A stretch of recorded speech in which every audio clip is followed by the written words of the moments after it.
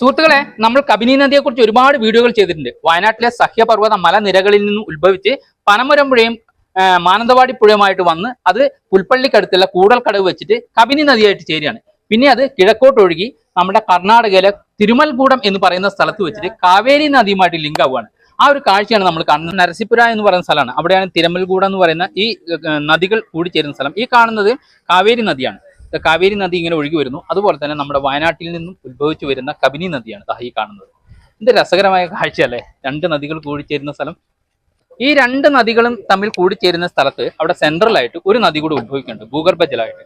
അത് സ്ഫടിക എന്നാണ് ആ നദിയുടെ പേര്. അങ്ങനെ ഇവിടെ ഒരു ത്രിവേണി സംഘമാണ്. ഈ മൂന്ന് നദികളും കൂടെ ഇവിടുന്ന് കൂടിച്ചേർന്ന് കിഴക്കോട്ടൊഴുകി ബംഗാൾ ഉൾക്കടലിൽ ചെന്നിട്ടാണ് പതിക്കുന്നത്. ഒന്ന് ആലോചിക്കുക, ഇതാണ് നമ്മുടെ വയനാട്ടിൽ നിന്ന് ഉത്ഭവിച്ചു വരുന്ന കബിനി നദി.